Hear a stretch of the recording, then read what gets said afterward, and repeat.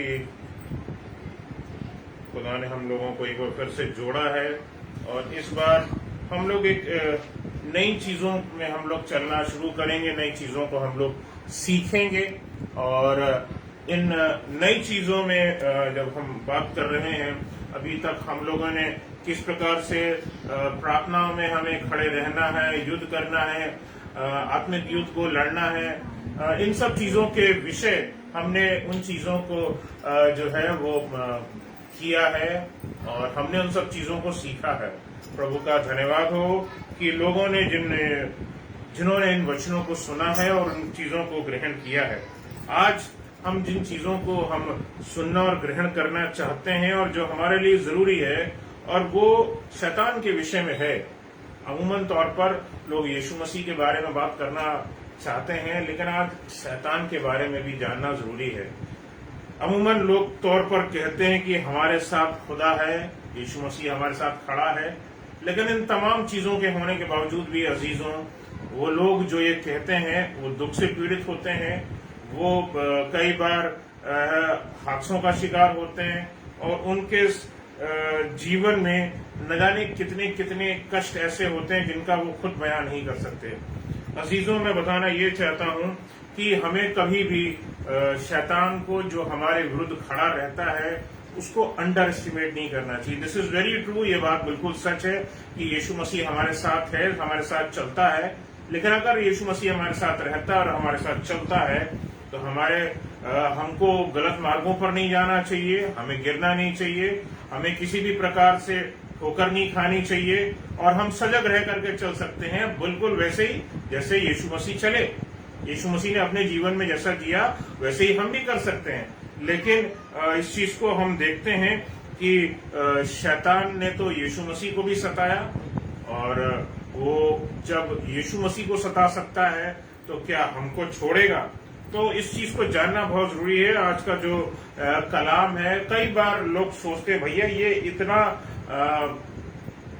मतलब एक सबसे बड़ा विलन के रूप में मनुष्य के जीवन में खड़ा है और परमेश्वर के विरुद्ध खड़ा है, और हम लोग में से बहुतेरे लोग, इस दुनिया में बहुतेरे लोग जो है वो शैतान को मानते होंगे जैसे मानो वो अजय हो, मानो वो जीता ना जा सकता हो, उसको कभी हराया ना जा सकता हो। लोग उसको ऐसा मानते हैं, ऐसा समझते हैं। लेकिन मैं अजीजों बताना चाहता हूं कि वो अजय नहीं है। ऐसा नहीं है कि उसके जो प्लान्स हैं उनको खत्म नहीं किया जा सकता, उसके गढ़ों को ढाया नहीं जा सकता।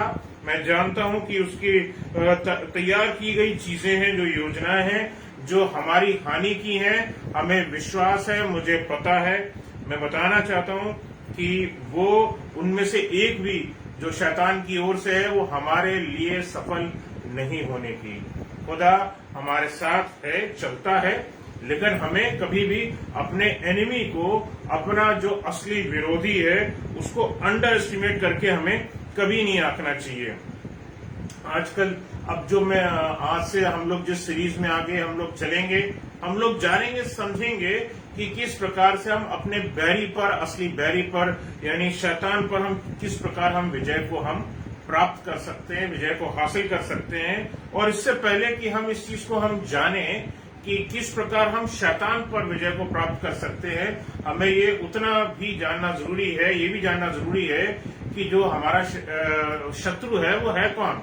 अगर हम इस देश की हम अपने का एक उदाहरण ले लें, हम अपने भारत देश का अगर हम उदाहरण ले लें, तो हम जानते हैं कि हमारे दो जो नेबर कंट्रीज हैं, जो देश हैं, वो भारत के विरोधी हैं, वो भारत के दुश्मन हैं एक तरह से, और उनके जो भी चलाए गए कदम होते हैं वो भारत देश के विरुद्ध होते हैं।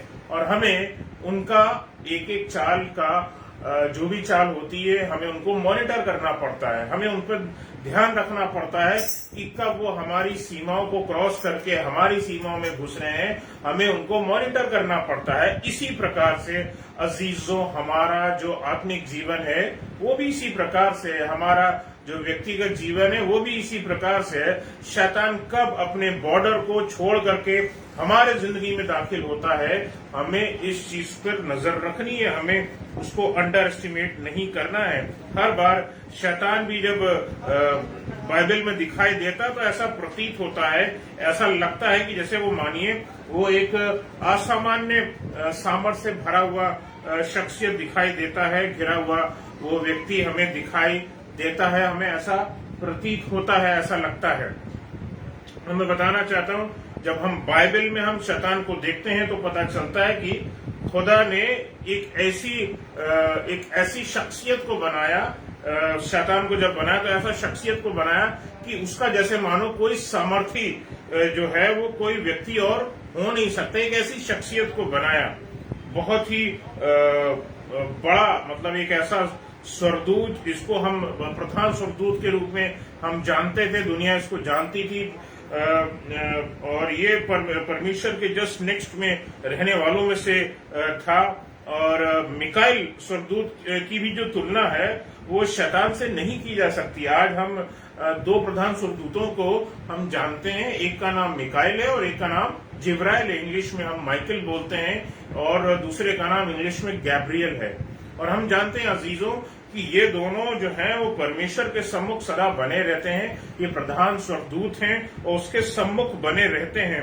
लेकिन मैं बताना चाहता हूं, और ये जो मिकाइल है, माइकल है, ये बहुत लड़ाका किस्म का मतलब जो है वो प्रधान स्वर्गदूत है और लड़ने के लिए खुदा की ओर से सदा तैयार रहता है। लेकिन माइकल के लिए भी जो है, इसकी भी अगर हम तुलना किसी रीति से अगर हम करना चाहें शैतान से तो नहीं कर सकते इसकी, क्योंकि जब शैतान नहीं था, लूसीफर था, एक स्वर्गदूत, प्रधान स्वर्गदूत था परमेश्वर का।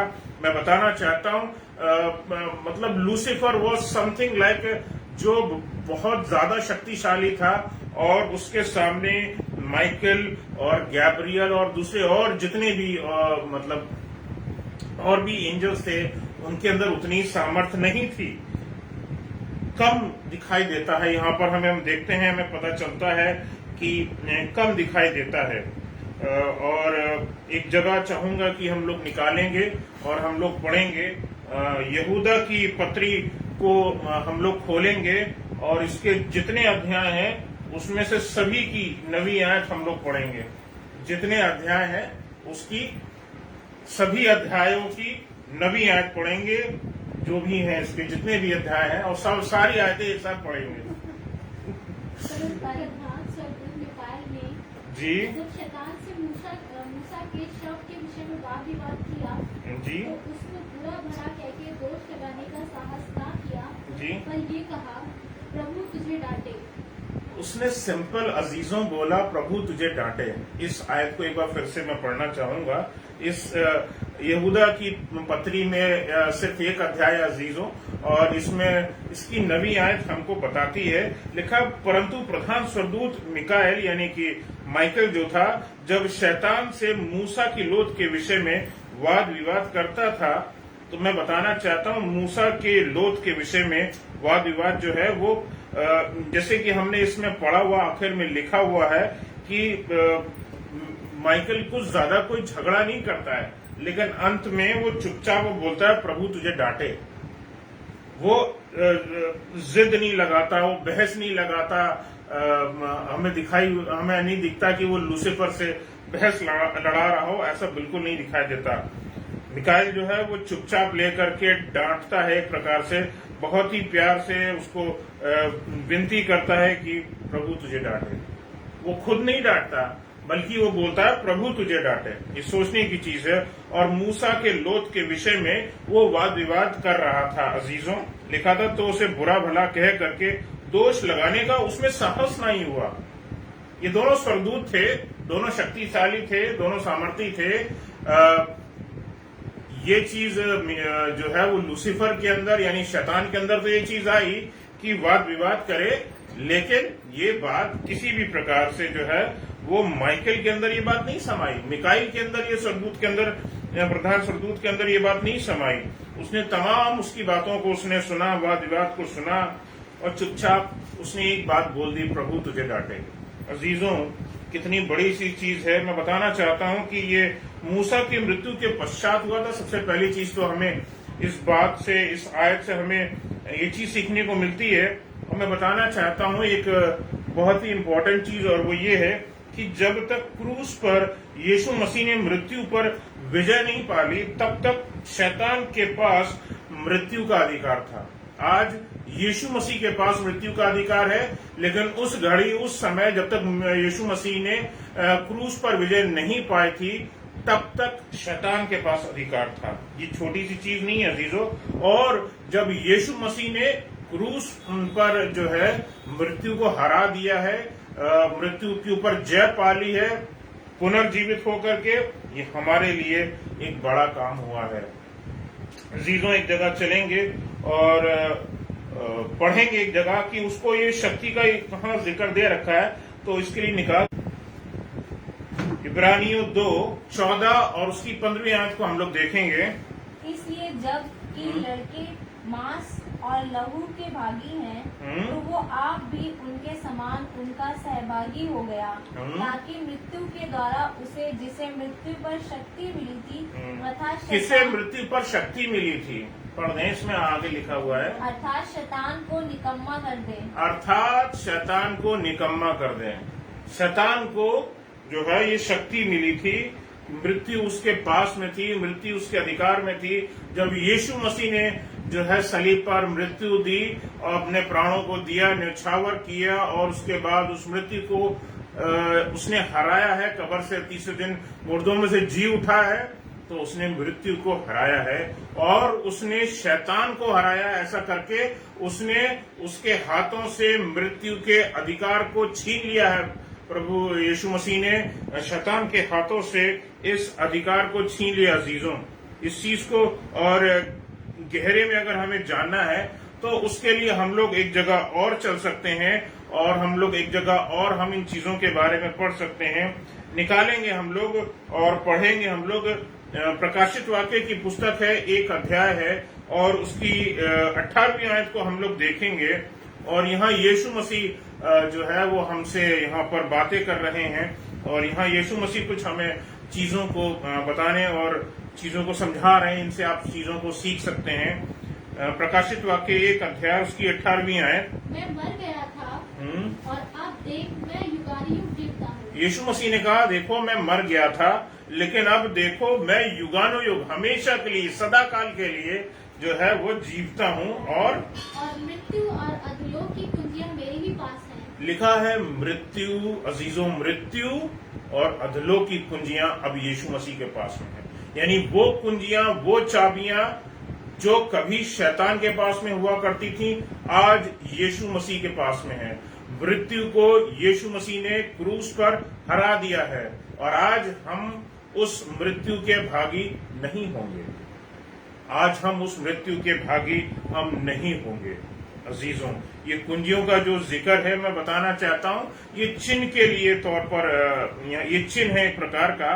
और कुंजियां जो है मैं बताना चाहता हूँ, ये सामर्थ और अधिकार को बताती हैं। ये सामर्थ और ये अधिकार कभी शैतान के पास में हुआ करता था। ये चाबियां, सामर्थ और अधिकार कभी शैतान के पास में हुआ करता था, कभी लूसीफर के पास में हुआ करता था और मृत्यु उसके हाथ में थी।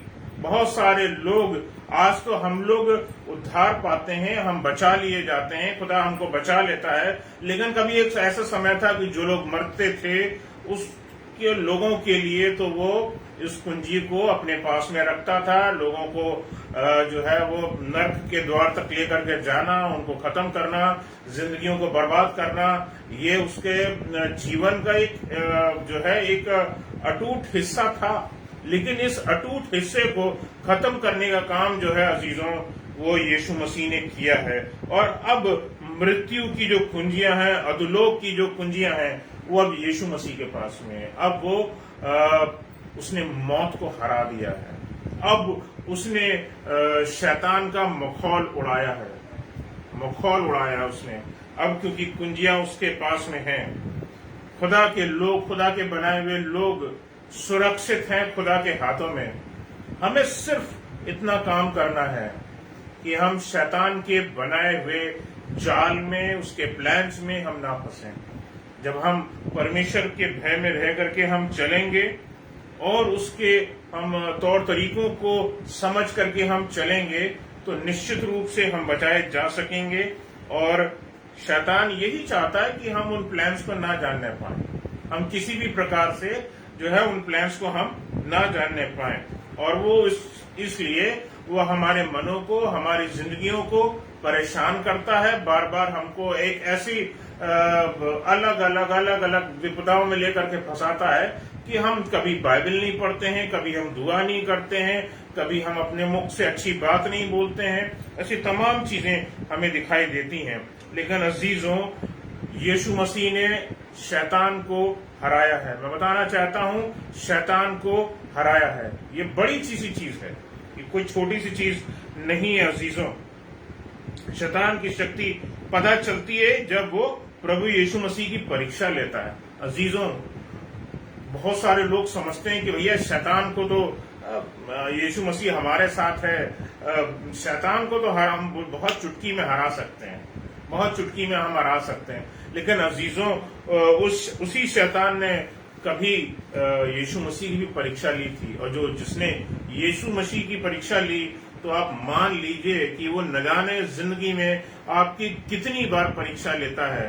उसकी, यीशु मसीह की तो परीक्षा सिर्फ एक बार ली थी उसने, और 3 अलग अलग यीशु मसीह ने उसमें अलग अलग टेस्ट उसने यीशु मसीह ने दिए, जिसमें वो सफलतापूर्वक पास भी हुआ। और उसके बाद शैतान को समझ में आ गया कि अब मेरा जाने का वक्त आ गया, और वो बाइबल में लिखा है कि कुछ पल के लिए छोड़ करके, एक अवसर को देखते हुए छोड़ करके चला गया, और ये ढूंढने लगा कि अगला अवसर कब मिलेगा। उस अवसर को ढूंढते हुए वो चला गया।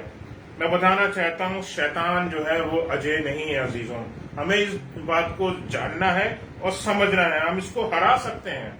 वो कठोर काम हमारे विरुद्ध बहुत करता है। वो हमें आंसू में आंसू देता जाता है, वो हमें नुकसान पे नुकसान हमें देता जाता है, और कई बार हमारे हृदयों में बात डालता है कि देखो, खुदा ने तुम्हारा साथ छोड़ दिया, तुम्हें लगता था खुदा तुम्हारे साथ खड़ा है, लेकिन देखो आज तुम किस परिस्थिति में हो, देखो अपने आप को।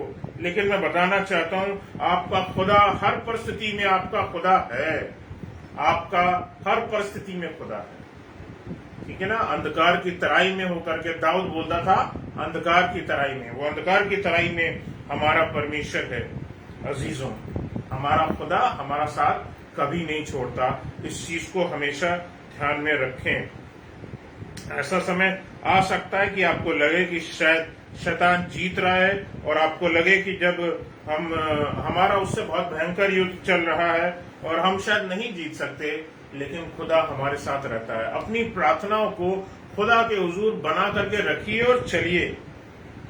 डैनियल नबी के बारे में बताना चाहूंगा। इस अध्याय में चलेंगे, डैनियल नबी की पुस्तक खोलें, और उसकी ये आखिरी हिस्सा होगा जिसमें हम लोग चलेंगे और खत्म करेंगे, समाप्त करेंगे आज का सेशन। और डैनियल नबी की पुस्तक है, उसका 10वां अध्याय है, और उसकी 1 से लेकर 15 आयत के बीच में अहम चीज है, जो एक हिस्सा है जो जिक्र मैं चाहता हूं कि हम लोग जो हैं, विश्वासी लोग जो हैं, इस हिस्से पर मनन करें, ध्यान रखें। ये हमारे लिए है। डैनियल यहाँ एक ऐसी अवस्था में दिखाई देता है जहाँ वो विलाप की स्थिति में है। इसको पढ़ दें। फारस देश के राजा खुसरो के राज्य के 3रे वर्ष में डैनियल पर, जो बेलशस्सर भी कहलाता है, एक बात प्रकट की गई। वो बात सच थी कि बड़ा युद्ध होगा। उसने इस बात को जान लिया, और उसको ये देखी हुई बात समझ आ गई। परमेश्वर ने इसको खूबी दे रखी थी डैनियल को कि वो उस दर्शनों के द्वारा से, सपनों के द्वारा से परमेश्वर इससे बात करता था, और जो उसको बात समझ में आई, उसके बाद उसने इस बड़े काम को किया। आगे पढ़ दें। उन दिनों में दानिएल 3 सप्ताह तक शोक करता रहा। शोक करता रहा, वो दुख उठाता रहा। उसको भविष्य की चीजों का पता चल गया था, और इसलिए उसने दुख को किया, उसने दुख मनाया, उसने क्लेश को में जाना बेहतर समझा और दुख उठाया, उसने विलाप किया उसने उस चीज के लिए। अजीजों, क्लेश तो नहीं, लेकिन हाँ, उसने विलाप किया। अजीजों, हाँ पढ़ दें आगे। उन 3 सप्ताहों के पूरे होने तक मैंने ना तो स्वादिष्ट भोजन किया, और न मांस या दाख मधु अपने मुंह में रखा, और न अपनी देह में कुछ तेल लगाया। फिर पहले महीने के 24वें दिन को, जब मैं हिद्दीकेल नामक नदी के तट पर था, तब मैंने आंखें उठाकर देखा कि सन का वस्त्र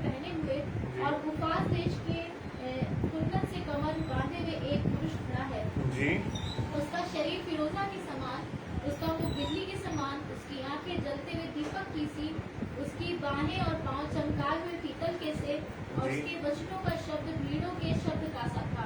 जी। उसको केवल मुझ दानियल ही ने देखा, और मेरे संगी मनुष्यों को उसका कुछ भी दर्शन न हुआ। स्वर्गदूत ऐसे ही हैं भैया, किसी को दिखाई देंगे, किसी को नहीं दिखाई देंगे। वो दानियल को दिखाई दिया। पढ़ दें 15 आयत तक पढ़ दें। हाँ परंतु वे बहुत ही थरथराने लगे जी। और छिपने के लिए भाग गए जी। तब मैं अकेला रहकर ये अद्भुत दर्शन देखता रहा जी। इससे मेरा बल जाता रहा जी। मैं भयातुर हो गया जी। और मुझमें कुछ भी बल न रहा। जी। तो भी मैंने उस पुरुष के वचनों का शब्द सुना, और जब वो मुझे सुनाई पड़ा तब मैं भूखे बल गिर गया और गहरी नींद में भूखे पर औंधे मुंह पड़ा था। फिर किसी ने अपने हाथ से मेरी देह को छुआ। उसी स्वर्गदूत ने जो है फिर इसको उठाया, जगाया, खड़ा किया। पढ़ दें। और मुझे उठाकर घुटनों और हथेलियों के बल थरथराते में बैठा दिया। जी। तब उसने मुझसे कहा, हे दानियल, हे अति प्रिय पुरुष, जो वचन मैं तुझसे कहता हूँ उसे समझ ले और सीधा खड़ा हो, क्योंकि मैं अभी तेरे पास भेजा गया हूँ। जब उसने मुझसे ये वचन कहा तब मैं खड़ा तो हो गया, परंतु थरथराता रहा। सोचने की चीज ये है अजीजों, ये 21 दिन का उसने फास्ट रखा था। उसकी प्रार्थना तो पहले दिन ही खुदा के पास पहुंच गई थी, लेकिन 21 दिन के बाद उसका उत्तर मिलने पाया। 21 दिन के बाद आपकी प्रार्थना तो खुदा तक पहुंच जाती है अजीजों, लेकिन इस दुनिया में शैतान के न जाने कितने फैलाए हुए ऐसे तमाम कारण हैं, लोग हैं, जाल हैं जिसमें शैतान हमें फंसाता है, और हम उन चीजों में फंसते हैं। यहाँ तक कि ये स्वर्गदूत भी फंसते हैं अजीजों, स्वर्गदूत को भी फंसाया जाता है ताकि वो हम तक ना पहुंच सकें। हम सोचते हैं कि हमारी प्रार्थनाएं सुनी नहीं गई, लेकिन ऐसा नहीं है अजीजों। खुदा हमारा बहुत नम्र दिल है, हमारी की गई प्रार्थनाओं को अपने वचन के अनुसार सुनता है, और इस चीज को हम जान रखें, समझें कि हमारा खुदा है ही इतना नम्र दिल कि हमारी तमाम चीजों को, हमारी तमाम प्रॉब्लम्स को सुन करके वो रिसीव कर लेता है, ग्रहण कर लेता है। और उसने डैनियल नबी की भी प्रार्थना को उसने ग्रहण कर लिया। लेकिन जब खुदा की ओर से स्वर्गदूत भेजा गया कि जाओ भैया तुम, मैं डैनियल नबी के पास भेजता हूं, तो उस डैनियल नबी के पास पहुंचने से पहले शैतान ने फिर अपने अड़ंगे लगाए कि किस प्रकार से इस स्वर्गदूत को रोका जाए। अजीजों, हमारे लिए सहायता तो खुदा की ओर से अवेलेबल होती है, लेकिन कभी कुड़कुड़ाए नहीं, कभी बड़बड़ाए नहीं। स्वर्गदूत शायद आपकी जिंदगी में आ भी सकते हैं, स्वर्गदूत आपकी जिंदगी में नहीं भी आ सकते, लेकिन जरूरी ये है कि हम इस चीज का हम ध्यान में रखें कि हम अपनी नम्रता के साथ चलते हुए परमेश्वर के वचन पे बने रहें, और जिस प्रकार से उसने प्रार्थना में लगे रह करके विश्वास में चलते हुए उसने जो कुछ मांगा उसके अनुसार जो है सब कुछ अजीजों होने पाया। मैं बताना चाहता हूं कि अगर डैनियल शैतान को अति सामर्थी मनुष्य मान करके अगर वो भी उससे डरता रहता, और तो ऐसी स्थिति में क्या स्वर्ग से उसके लिए कोई स्वर्गदूत आता अजीजों? ये सोचने की जरूरत है। ये एक बड़ा सवाल है। हम लोग वैसे कई बार प्रार्थना करना छोड़ देते हैं। भैया हमने 1 हफ्ता प्रार्थना करी, हमें उत्तर नहीं मिला। हमने 1 महीने प्रार्थना करी, हमें उत्तर नहीं मिला। हमने साल भर हो गया है, हमें समझ में नहीं आ रहा भैया अब हम प्रार्थना करें भी या हम प्रार्थना नहीं करें। हमें सोचने की जरूरत है अजीजों। अपनी प्रार्थनाओं को परमेश्वर के सम्मुख अर्पित करते रहें। आपकी प्रार्थनाओं में आपके आंसू भी शामिल हैं, और खुदा उनको अपनी कुप्पी में रखता है, खुदा उनको ग्रहण करता है। शैतान कितना भी ताकतवर क्यों ना हो, शैतान कितना सामर्थी अपने आप को क्यों ना समझता हो, लेकिन अजीजों वो अजय नहीं है, उसको हम हरा सकते हैं। हमें अपने परमेश्वर पर भरोसा रखना है। हमें जो परमेश्वर ने जो वचन दिया उस पर भरोसा रखें, और ये वचन हमें बताता है, आज का वचन डैनियल नबी के हिस्से का ये वचन हमें बताता है कि हमें परमेश्वर पर भरोसा अगर रख करके चलें, हो सकता है कि शायद 10 दिन, हो सकता है शायद 21 दिन, लेकिन उत्तर तो हमारे लिए आएगा। इसलिए कभी भी अपने आप को पछताल जब भी महसूस करें, सवाल परमेश्वर से मत करें, सवाल ना करें। उसके ऊपर एक क्वेश्चन मार्क ना लगाएं कि खुदा तू है कि नहीं है। इस बात पे क्वेश्चन मार्क मत लगाएं, क्योंकि खुदा आपके साथ में है, खुदा आपके साथ में है। उसने शैतान को हराया है सलीब पर, और आज उसके पास में वो स्वर्ग की कुंजियां हैं, मृत्यु लोक की भी कुंजियां हैं यीशु मसीह के पास में। उसने मौत को हराया है। और क्यों हराया है? ताकि हम उसके साथ अब्दियत की जिंदगी को हम गुजार सकें। खुदा यही चाहता है, परमेश्वर यही चाहते हैं हमसे कि हम उसके साथ अब्दियत में सदा राज कर सकें। और इसके लिए उसी ने अपने बेटे को भेजा और अपने बेटे को कुर्बान भी किया ताकि हम छुड़ाए जा सकें। और इस प्रकार से अगर हम अपने खुदा पर हम भरोसा रखेंगे, चलेंगे बिल्कुल उसी प्रकार जैसे डैनियल नबी ने जो है खुदा पर भरोसा रखा, उसकी प्रार्थना सुन ली गई, उसका उत्तर भी आया। विश्वास रखिए, आप जो कोई भी प्रार्थनाएं करते हैं उसका उत्तर हाँ और आमीन में खुदावन की ओर से आपके लिए रखा है और आता है। और हम किसी भी रूप में हम शैतान के ना तो जाल में फंसे और ना ही वो उन चीजों में फंसे जब वो हमारे मनों में इस चीजों को डालता है कि देखो तुम्हारे लिए कुछ नहीं रखा, तुम्हारे लिए कुछ नहीं रखा, अब कोई चीजें तुम्हारे लिए संभव नहीं है, अब तुम्हारे लिए चीजें पॉसिबल नहीं है। लेकिन अजीजों, सब चीजें खुदा की ओर से जो रखी गई हैं, हर आमीन में आपके लिए रखी गई हैं, और खुदा ने आपको उसके लिए पहले से ठहरा रखा है।